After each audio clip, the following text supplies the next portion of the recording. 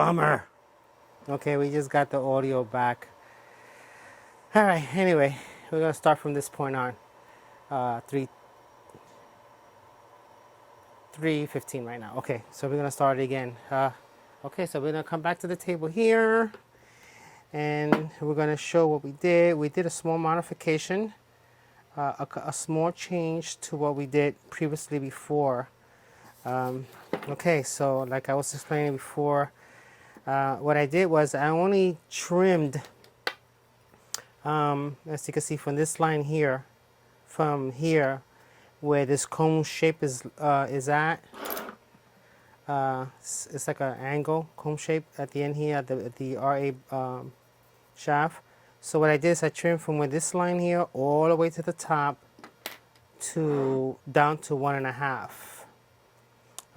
When I got it all trimmed out, oh, come on. At this point here, I was left with about 1.88 thickness millimeter. So then as you saw it on the last video, I cut it down. It was cut here. So I cut it down here and left about 30 meters long here.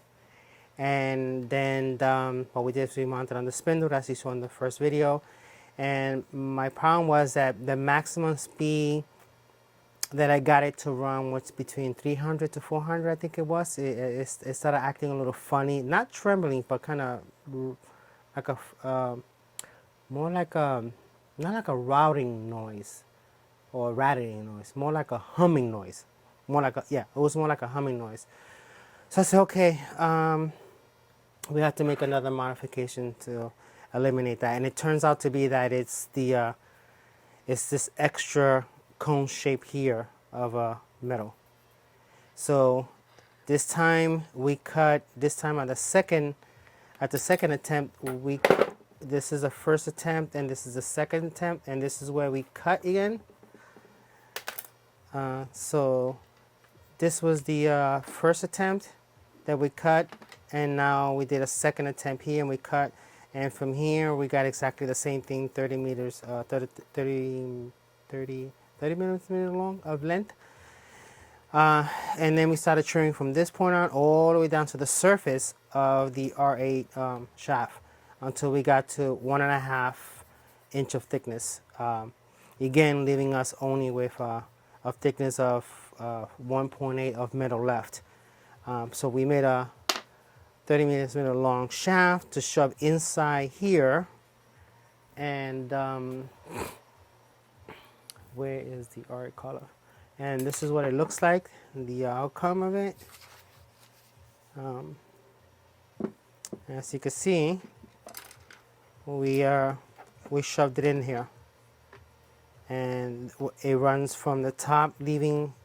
When I started this, I actually cut the beginning of this shaft. I cut it in an angle so that I get this opening here. So if I hammer this in, this will crush and not let it go further in. Anyway, so the shaft is, this shaft here is a little longer. This one is 35 millimeter long, and it's, the thickness was exactly 8.58 millimeter thickness, and that was the size of my shaft, and that's what I did with that for this shaft. This one was only less. It was thick here and less here, and the reason why I did that because I thought I could reach the bottom, so I left it as full. So get that out of the way.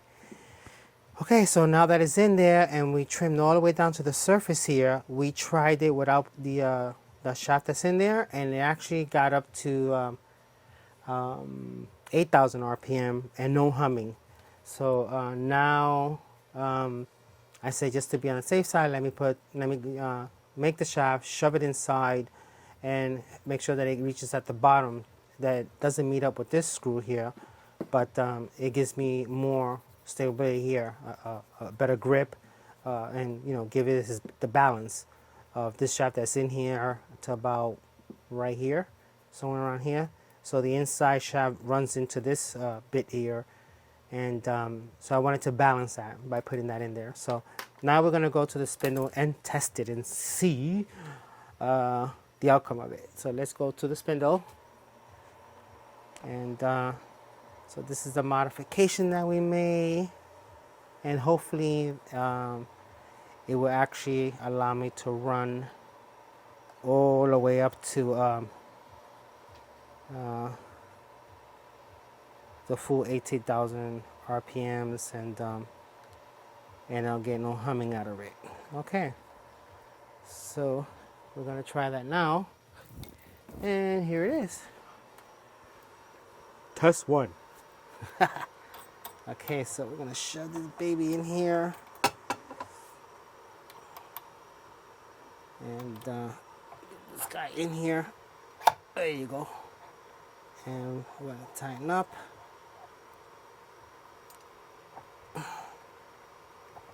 Is in there, and we're gonna tighten up, and hopefully we don't get no. Like I said, the previous one that we had the collar, the part that was shaped like a comb, that was left on. Now as you can see that now we're on the surface here. So we're on the surface here now, which is this is on the surface. The collar, the ER collar is right on the surface on it. This should balance it out. So let's see if we could bring this up to. We had it up to 800 RPM, so 8,000 RPM. So let's see if we could bring it up now, and you guys can hear it and see what happens. So we are coming up. Well, the humming that you hear is from these from the bearings, but yeah, there you go.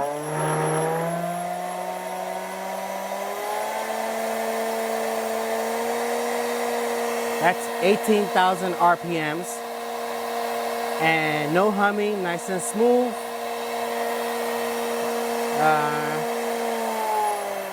I'm not gonna try no cut right now. Yeah, so that humming that you're getting as it slows down, I think that has to do with when I tighten it up. I think, yeah, there's a gap in between the collar and here.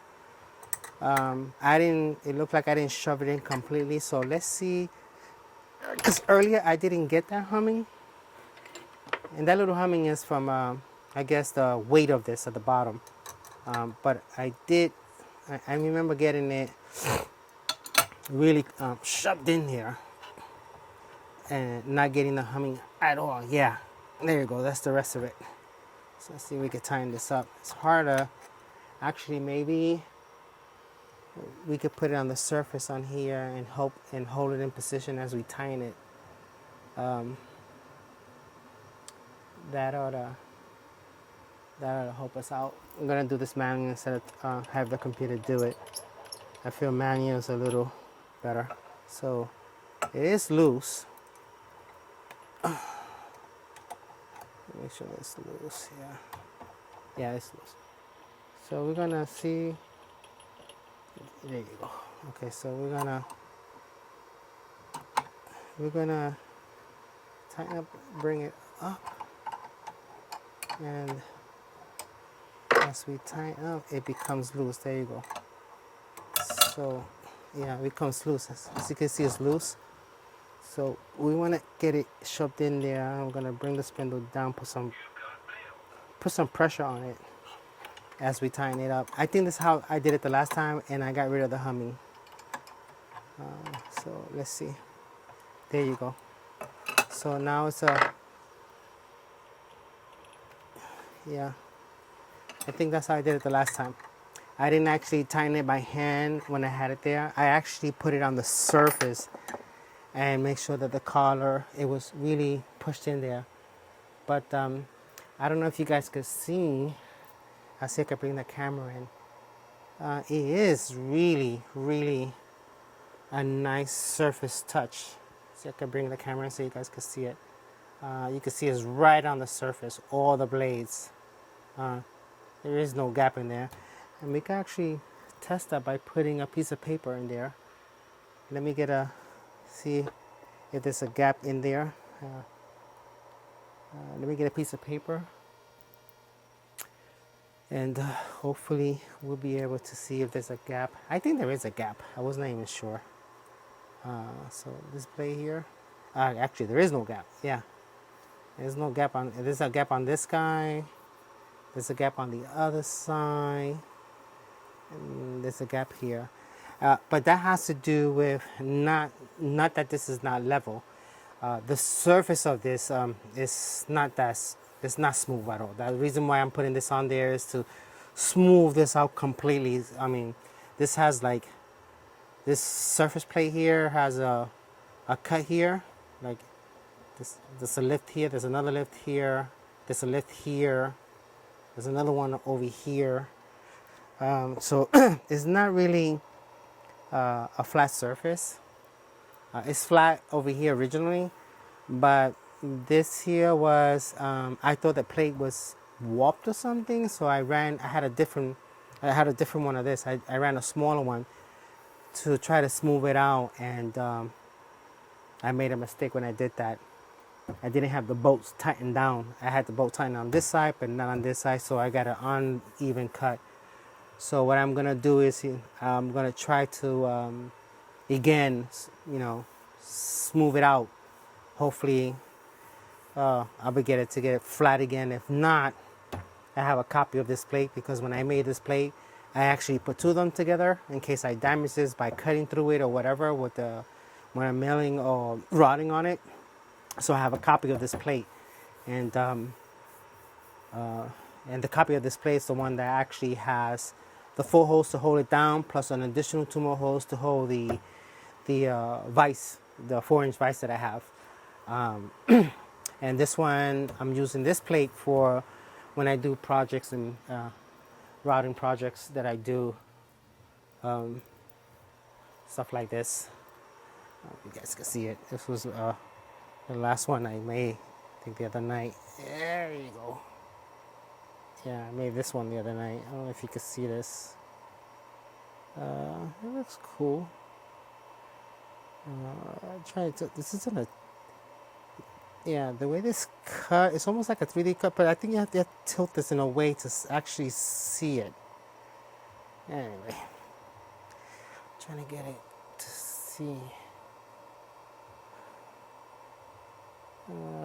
Trying to get you guys to see the image. This camera is so ridiculous. Come on, focus. Oh, there it goes. There you go.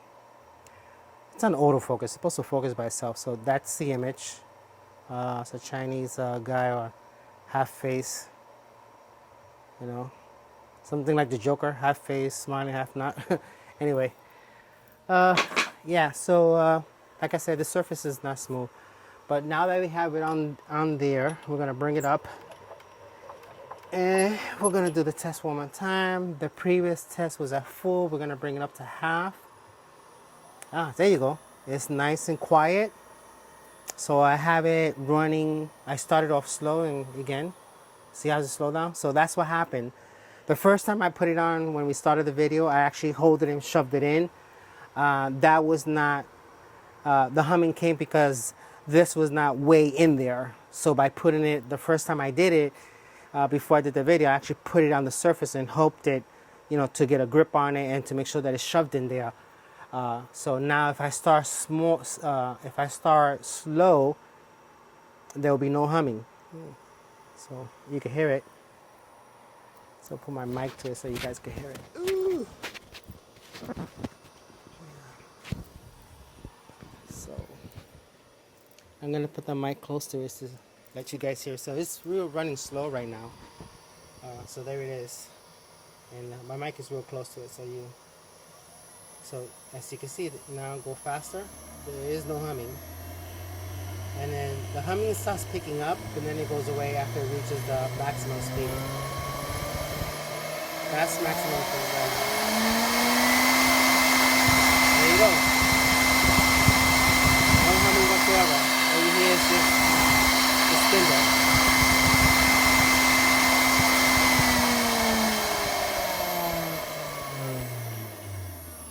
wind down, no humming whatsoever.